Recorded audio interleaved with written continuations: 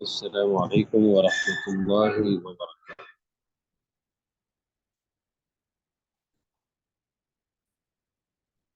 نحمده ونصلي على رسوله أما بعد، أعوذ بالله من الشيطان الرجيم، بسم الله الرحمن الرحيم۔ لقد كان لكم في رسول الله أسوة حسنة لمن كان يرجو الله واليوم ذكر الله كثيرا۔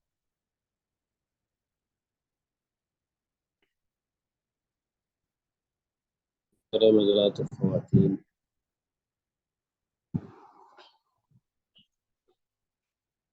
اللہ تبارک و تعالیٰ نے اپنے فضل و کرم سے رمضان المبارک کا مہینہ نصیب فرمایا۔ رمضان المبارک کا مہینہ یہ اللہ تبارک و تعالیٰ کی طرف سے بھی رحمتوں کا مہینہ ہے۔ عمومی رحمتیں نازل ہوتی ہیں اور موسلا دھار بارش کی طرح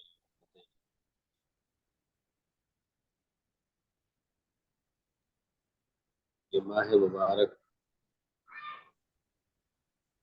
ہمارے تزکیے کے لیے آتا ہے تاکہ ہم اپنے باطن کو صاف تاکہ اپنے باطن کو اخلاق رذیلہ سے پاک صاف کریں،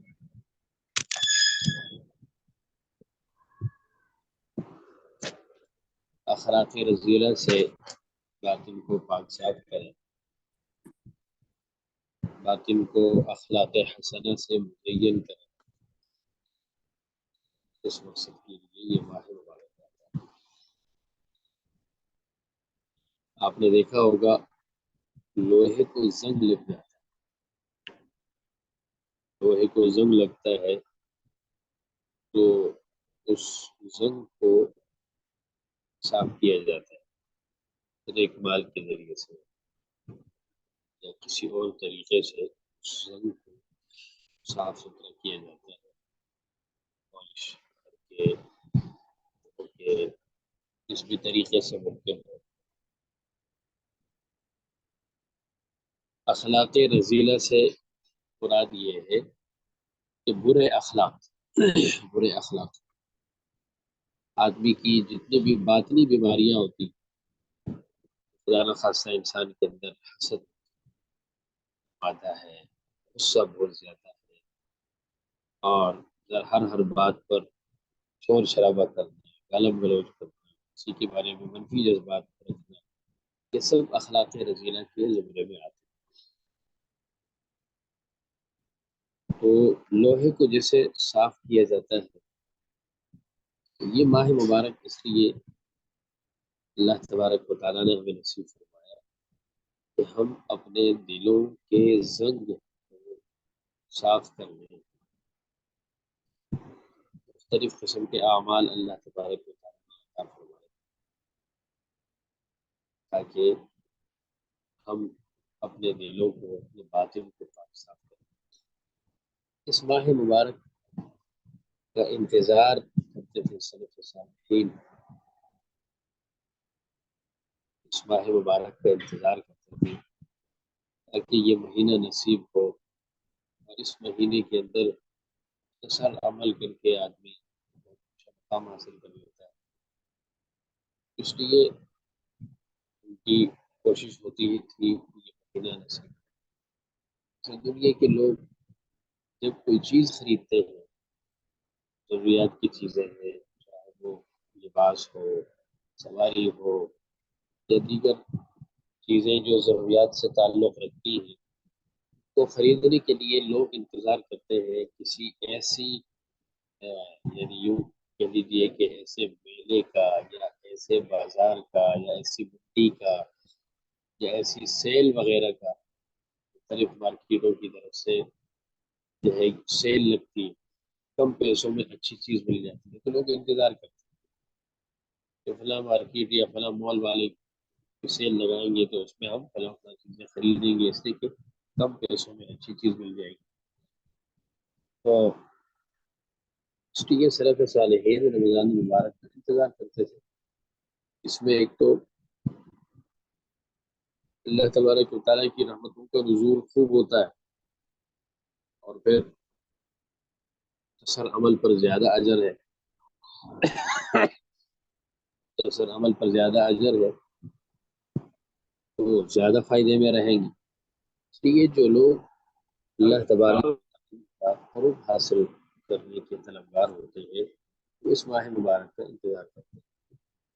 تو اللہ تبارک و تعالیٰ نے ہمیں یہ ماہ مبارک نصیب فرمایا، اور بظاہر ایسا لگتا ہے کہ جیسے یہ مشقت ہے اور صبح سے شام تک روکا رہنا، پیاسا رہنا، سے جو ہے اپنے آپ کو دور رکھنا، لیکن یہ ساری چیزیں اللہ تبارک و تعالیٰ کے ہاں یہ اس کی بہت بڑی قدر ہے۔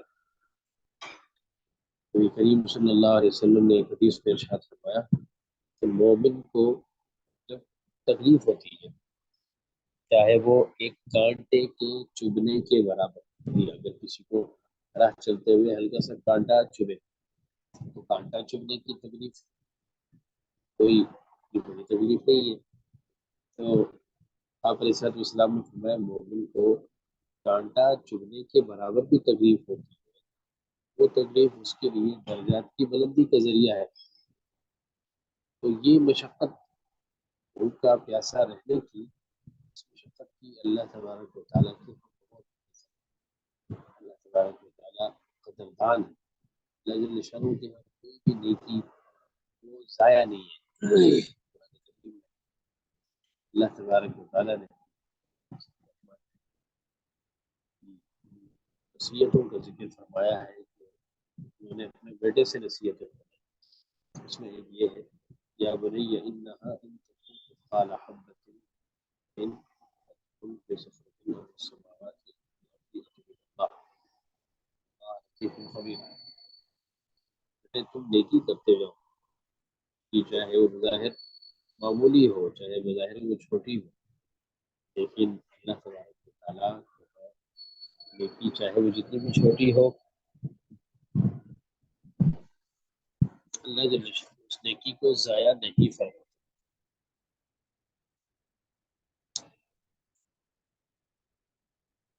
تو اس لیے یہ جو مشقت ہے بھوکا پیاسا رہنے کی مشقت، یہ مشقت تھوڑی دیر کی ہے۔ اچھا آواز اب صاف آ رہی ہے؟ بھوکا پیاسا رہنے کی مشقت یہ معمولی مشقت ہے، ایک تو اس طور پر کہ ہاں بس ٹھیک ہے، یہ پنکھا چل رہا تھا شاید اس کا شور۔ تو یہ مشقت جو ہے یہ مختصر ہے مشقت مختصر ہے اور یہ ختم ہونے والی ہے، لیکن اس مشقت کے نتیجے میں ہمیں جو کچھ ملنے والا ہے وہ پکا ہے، وہ باقی ہے، وہ ملنے والا ہے، اور وہ ہمیشہ ہمیشہ کے لیے جو ہے وہ نعمت ملنے والی ہے۔ تو ایک تو اللہ تبارک و تعالیٰ نے ہمارے لیے آسانی یہ فرمائی کہ اس سال میں ایک مہینہ روزہ رکھنے کا حکم دیا۔ اچھا وہ جو سال میں ایک مہینہ روزہ رکھنے کا حکم دیا، اس میں بھی ٹائم کا جو یعنی جو دورانیہ رکھا گیا ہے، ٹائم کا دورانیہ ایسا رکھا ہے کہ اس میں بھی آسانی ہے۔ یعنی اگر یوں کہہ دیا جاتا کہ جو ہے 20 گھنٹے روزہ رکھو، 15 گھنٹے رکھو، 16 گھنٹے رکھو، 18 گھنٹے روزہ رکھو، یہ نہیں فرمایا، بلکہ اس کو جوڑ دیا صبح صادق سے غروب آفتاب تک کے ساتھ۔ اب صبح صادق سے لے کر غروب آفتاب تک کا جو ٹائم ہے، موسم کے بدلنے سے اس ٹائم میں بھی کمی بیشی ہوتی رہتی ہے۔ یعنی اگر ساری زندگی ایک آدمی 50 سالہ زندگی گزارتا ہے، 60 سالہ زندگی گزارتا ہے، اس سے زیادہ کم. تو اگر ساری زندگی آدمی جو ہے وہ 20 گھنٹے کا روزہ رکھے، 18 گھنٹے کا روزہ رکھے، تو اس سے بھی ایک طرح سے آدمی کو اکتاہٹ سی ہوتی ہے کہ یار وہ ہر سال جو ہے وہ 20 ہی گھنٹے. اب یہاں اللہ تبارک و تعالیٰ نے آسانی یہ فرمائی کہ صبح صادق سے لے کر غروب آفتاب. اب صبح صادق کا سے لے کر غروب آفتاب تک کا ٹائم ہے، یہ کبھی زیادہ ہوتا ہے کبھی کم ہوتا ہے، تو اس سے بھی ایک طرح سے آسانی مل گئی. اور پھر یہ ٹائم صبح صادق سے لے کے رکھا ابتدائے اسلام کے اندر.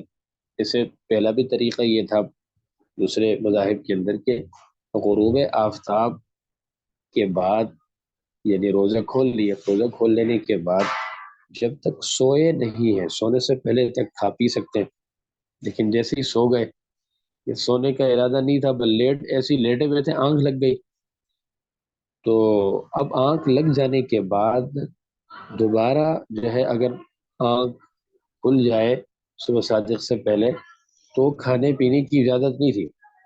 اس میں ایک آدمی سارا دن جو ہے وہ کام کاج کر کے تھک جاتا ہے، اور غروب آفتاب کے بعد اس نے افطاری کر لی، افطاری کے بعد بس وہ ایسی لیٹا ہوا تھا، آنکھ لگ گئی، سو گیا. اب جب آنکھ لگ گئی تو اب جو ہے آنکھ لگتے کے ساتھ ہی اگلا روزہ شروع شمار کیا جاتا تھا. تو اب وہ کہ اگر رات کو آنکھ کھلے بھی تو وہ روزہ اس کا شروع ہو چکا ہے. اب اگلے دن غروب آفتاب تک اس کو انتظار کرنا پڑتا. یہ ایک مشکل مرحلہ تھا لیکن اللہ تبارک و تعالیٰ نے حکم کو اتنا مشکل نہیں کیا، بلکہ صبح صادق تک جو ہے کھانا پینا جو ہے وہ درست ہے. صبح صادق تک اگر ایک آدمی رات کو سو جائے اور پھر اس کی آنکھ کھلے اور وہ کچھ کھانا پینا چاہتا ہے تو کھا سکتا ہے، پی سکتا ہے. صبح صادق کے بعد جو ہے وہ روزہ شروع کرے گا. تو یہ اللہ تبارک و تعالیٰ نے آسانی پیدا فرمائی. تو آسانیاں پیدا فرمائی، پھر اس پر اللہ تبارک و تعالیٰ نے صرف یہ نہیں کہ چلیں یہ ہمارا حکم ہے اس کو پورا کرو. اگر اللہ جل شانہ ہمیں یہ حکم دیتے کہ ساری زندگی سجدے میں رہو، رکوع میں رہو، اور اس سے مشقت والا حکم دیتے تو اللہ تبارک و تعالیٰ کا حکم ہے، انسان کی کیا مجال کہ اس کے آگے وہ چوں چرا کرے.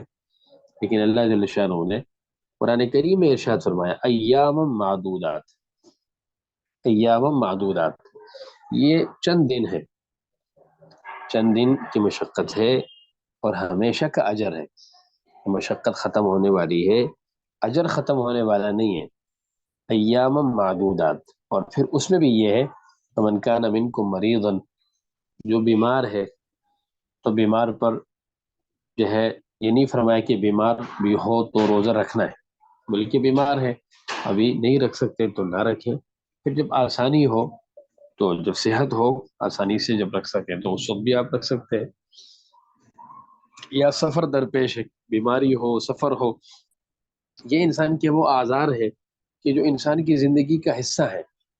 تو اس لیے اللہ تبارک و تعالیٰ نے فرمایا کوئی سفر میں ہو، سفر کے دوران آدمی کو تھکاوٹ ہوتی ہے، بھوک زیادہ لگتی ہے، کبھی دھوپ میں بندہ چلتا ہے تو اور زیادہ جو ہے گرمی کی شدت کی وجہ سے پریشانی ہوتی ہے.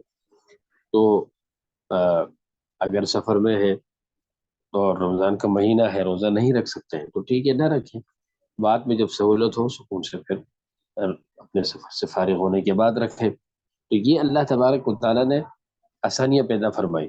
پھر خود ارشاد فرمائے کہ یہ روزہ صرف تم پر فرض نہیں ہے بلکہ تم سے پہلے بھی جو امتیں تھیں ان امتوں پر بھی اللہ تبارک و تعالیٰ نے روزے فرض فرمائے.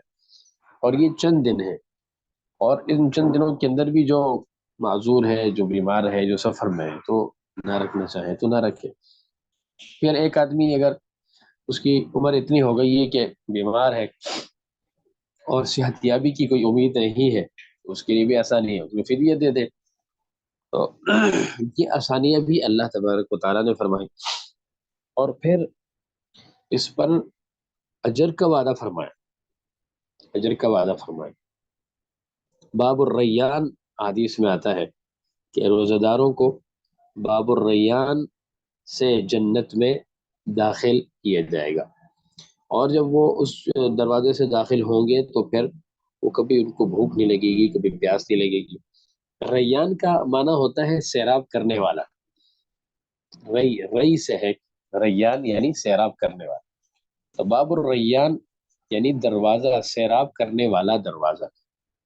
گویا جب روزہ دار جنت میں جائیں گے تو جنت میں داخل ہونے سے پہلے جنت کے دروازے پر ہی ان کے لیے خوشخبری کے کلمات لکھے ہوئے ہوں گے.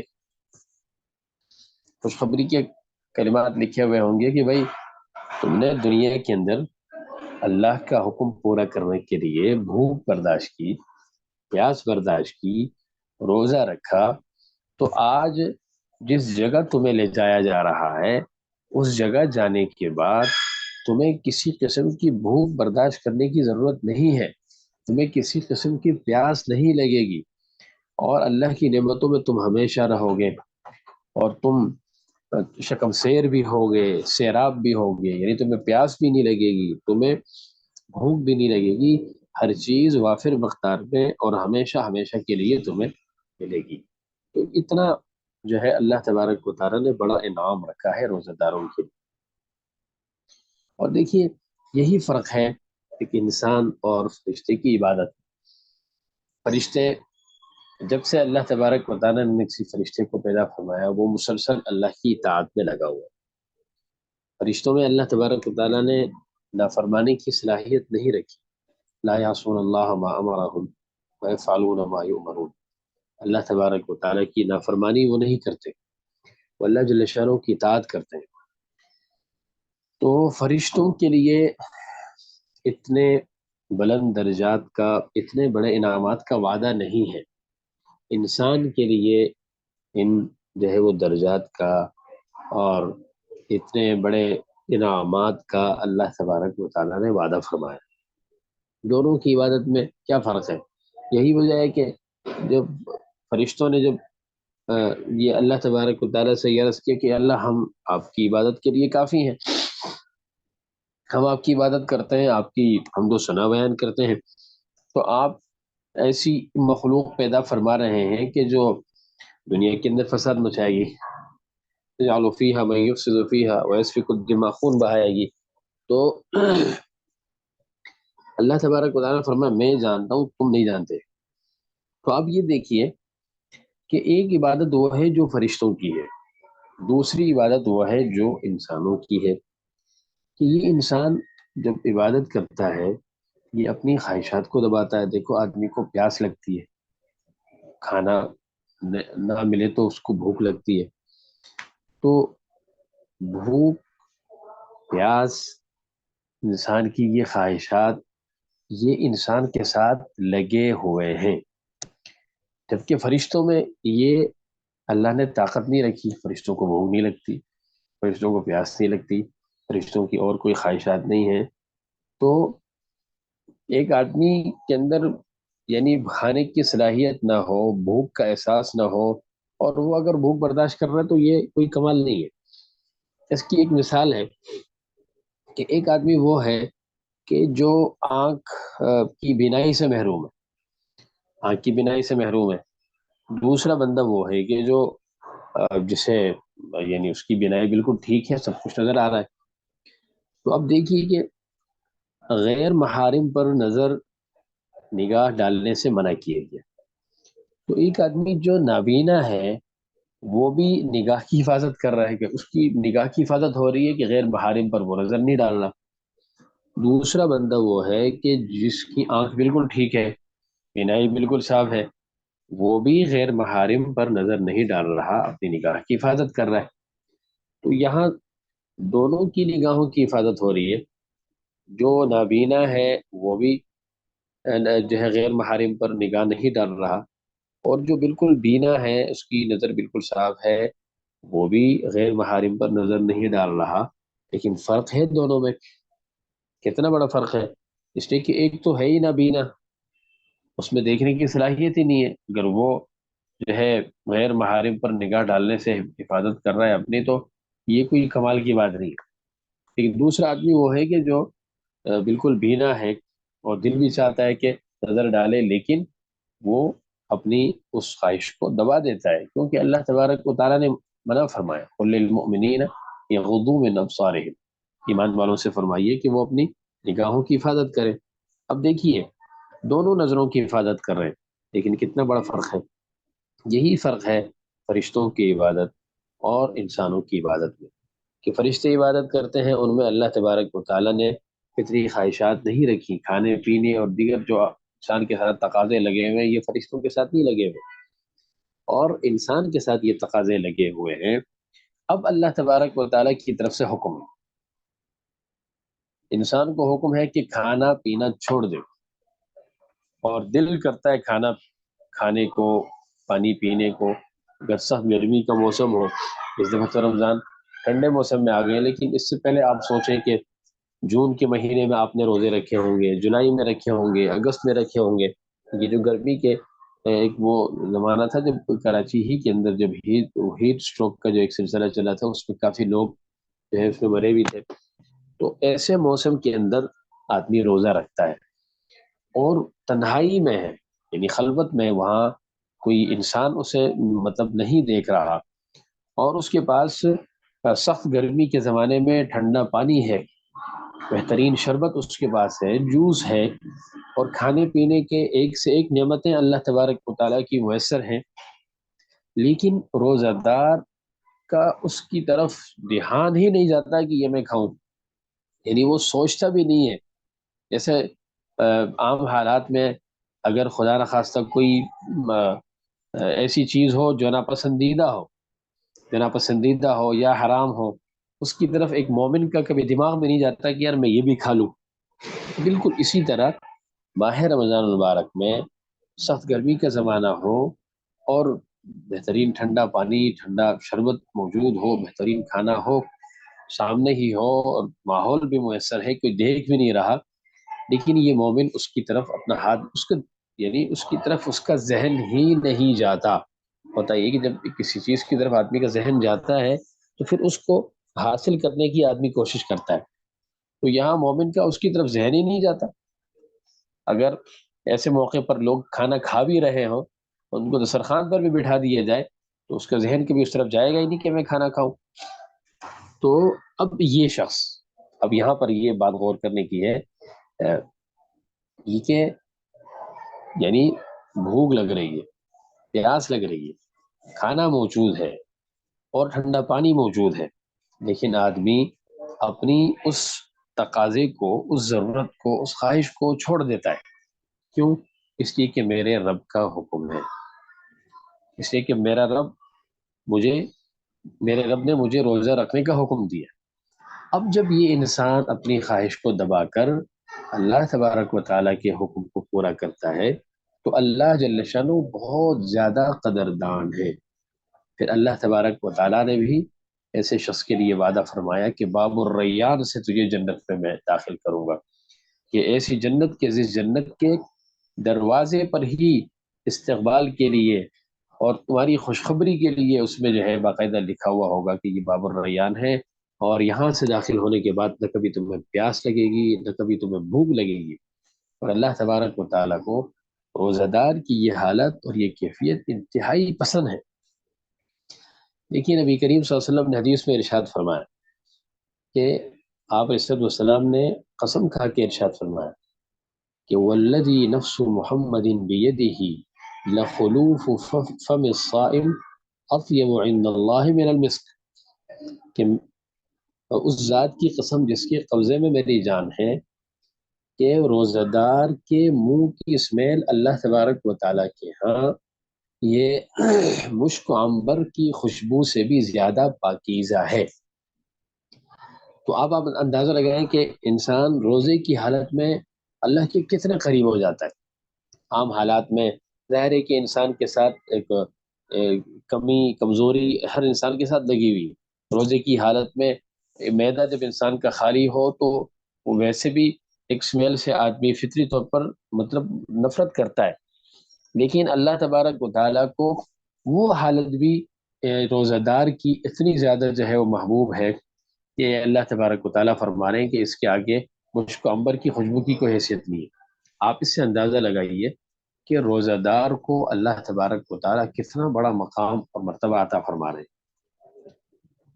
تو جیسے حدیث میں آپ نے سنا ہوگا کہ مجاہد کے گھوڑے کی لید، گھوڑا جو مجاہد کا ہے وہ گھوڑا لید کرتا ہے، تو وہ لید بھی وہ اس مجاہد کے نام اعمال میں تولا جائے گا۔ مجاہد کا مقام و مرتبہ ہے، اس مقام و مرتبے کی وجہ سے اس کے گھوڑے کی لید کی بھی اللہ کے ہاں قدر و قیمت ہے۔ اسی طرح جو شخص روزہ رکھتا ہے، اپنے آپ کو بھوکا پیاسا رکھتا ہے اللہ کے حکم کو پورا کرنے کے لیے، تو اللہ تبارک و تعالیٰ اتنے بڑے قدردان ہیں، اللہ سخی ہیں، اللہ دینے والے ہیں، اللہ کے ہاں کوئی کمی نہیں ہے، اللہ کے خزانے بڑے ہیں اور بے انتہا ہیں۔ تو اللہ جل شانہ فرما رہے ہیں کہ اس کی یہ ادا مجھے اتنی پسند ہے کہ مشک و عنبر کی خوشبو جو ہے وہ اس کے آگے کچھ بھی نہیں ہے۔ تو یہ جو اللہ تبارک و تعالیٰ نے ہمیں یہ موقع دیا ہے، تو یہ کب ہوگا کہ باب الریان ہمیں مل جائے گا، اور جو ہے روزہ دار کی منہ کی اسمیل اللہ تبارک و تعالیٰ کے ہاں اتنا پاکیزہ ہو، یہ کب ہوگا؟ یہ اسی صورت میں ہوگا کہ ہم رمضان المبارک کے روزے، ان روزوں کے جو آداب ہیں، ان آداب کا خیال کرتے ہوئے ہم رکھیں۔ آدھی روزے کی عادت، اچھا، ہر ہر عبادت کا ایک ظاہری ڈھانچہ ہوتا ہے اور ایک اس کی جو ہے روح ہوتی ہے۔ اب نماز ہے، نماز میں قیام ہے، رکوع ہے، سجدہ ہے، یہ نماز کی ایک ظاہری حیت ہے، ظاہری شکل و صورت ہے۔ اور ایک ہے نماز کی روح، نماز کی روح یہ ہے کہ اللہ تبارک و تعالیٰ کے حضور اپنی عاجزی اور انکساری کا اظہار کرنا مجھے آ جائے، یہ اس کا سبق ہے۔ قربانی آدمی کرتا ہے، قربانی میں بظاہر یہ کہ وہ جانور کو ذبح کر رہا ہے، خون بہا رہا ہے، یہ اس کا ایک ظاہری ڈھانچہ ہے۔ اور قربانی کی روح اور قربانی کا فلسفہ اور سبق یہ ہے کہ میں اپنی خواہشات کو اللہ تبارک و تعالیٰ کے حکم کے آگے قربان کر دوں، جیسے میں نے اس جانور کو قربان کیا ہے۔ اسی طرح حج ہے، حج کا ایک ظاہر ہے، ظاہر یہ کہ جی طواف ہو رہا ہے اور کعبے کے گرد جو ہے وہ چکر لگ رہے ہیں، عرفات جا رہے ہیں، منا جا رہے ہیں، عرفات جا رہے ہیں، مزدلفہ جا رہے ہیں، کبھی شیطان کو کنکریاں مار رہے ہیں، تو یہ حج کا ایک ظاہر ہے۔ اور حج کا جو یعنی سبق ہے، حج کی جو روح ہے، وہ روح کیا ہے؟ وہ یہ ہے اللہ تبارک و تعالیٰ کا عشق، اللہ تبارک و تعالیٰ کو تلاش کرنے کے لیے دیوانگی اور وارفتگی۔ یہ آدمی جیسے کسی ایک کھوئی ہوئی چیز کی تلاش میں دیوانہ وار وہ یعنی نکل پڑتا ہے کہ مجھے یہ کھوئی ہوئی چیز مجھے مل جائے۔ یہ ہے حج کی روح، کہ اللہ تبارک و تعالیٰ سے اتنا تعلق ہو کہ اللہ تبارک و تعالیٰ کی معرفت کو حاصل کرنے کے لیے آدمی بے چین ہو۔ جیسے ایک حاجی دیوانہ وار کعبے کے گرد چکر لگاتا ہے، اور دیوانہ وار وہ کبھی منا جاتا ہے، کبھی عرفات جاتا ہے، کبھی مزدلفہ جاتا ہے، صرف دو چادریں پہنی ہوئی ہیں، سر اس نے جو ہے نا بالکل جو ہے وہ ننگا رکھا ہوا ہے، سر پہ کوئی ٹوپی نہیں، اور صرف دو چادریں ہیں، اور نہ اور کوئی بڑا آدمی کے پاس کوئی ساز و سامان ہو، دیوانہ وار کبھی صحراؤں کا چکر کاٹنا، کبھی کعبے کے گرد چکر لگانا، یہ بظاہر یہ کیا ہے کہ حج کا ایک ظاہری ڈھانچہ ہے۔ روح کیا ہے کہ اللہ تبارک و تعالیٰ کی معرفت کو حاصل کرنے کے لیے پاگلوں کی طرح نکلے ہوئے ہیں، اللہ کو تلاش کرنے کے لیے پاگلوں کی طرح نکلے ہوئے، یہ اس کی روح ہے۔ اسی طرح روزہ ہے، روزے کا ایک ظاہر ہے، ظاہر یہ کہ بھئی کھانا پینا چھوڑ دیا، گرمی چل رہی ہے اور ہم کھانا نہیں کھا رہے ہیں، اور جو ہے وہ پانی نہیں پی رہے ہیں، صبح صادق سے لے کر غروب آفتاب تک اسی کیفیت میں بیٹھے ہوئے، یہ ایک ظاہر ہے روزے کا۔ اور ظاہر روزے کی جو روح ہے، روح کیا ہے؟ روح یہ ہے کہ میرے جسم کا ہر ہر حصہ وہ اللہ تبارک و تعالیٰ کی نافرمانی سے بچ جائے، میرے جسم کا ہر ہر عضو وہ اللہ تبارک و تعالیٰ کی نافرمانی سے بچ جائے۔ روزے کی حالت میں اپنے کانوں کی حفاظت کروں، کانوں سے میں ایسی بات نہ سنوں جو اللہ اور اللہ کے رسول کو ناپسند ہے، کانوں سے خدا نخواستہ کوئی گانے سنتا ہے، موسیقی سنتا ہے، یا کوئی غیبت ہو رہی ہے وہ سن رہا ہے، چغل خوری ہو رہی ہے وہ سن رہا ہے، ان السمع والبصر والفؤاد کل اولئک کان عنہ مسئولا۔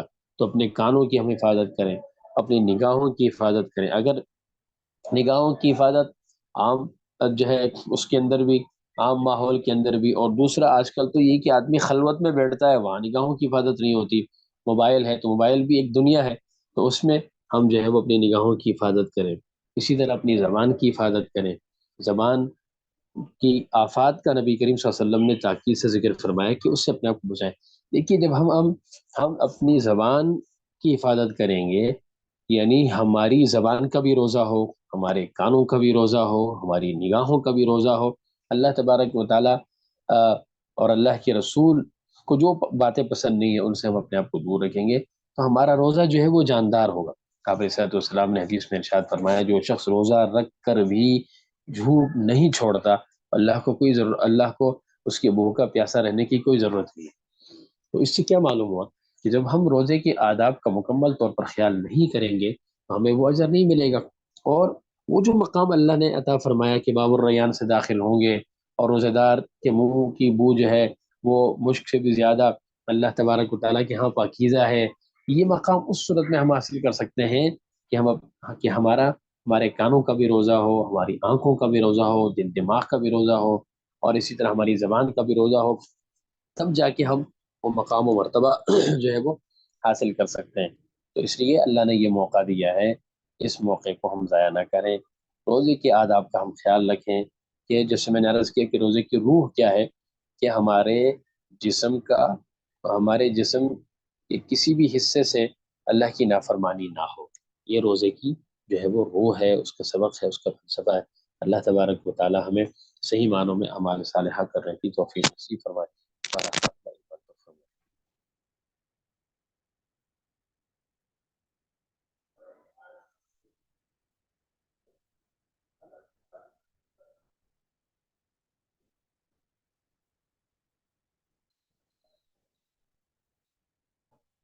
آپ کے 31 بھی ہو جاتے ہیں تو آپ ان کے حساب سے عید منا لیں.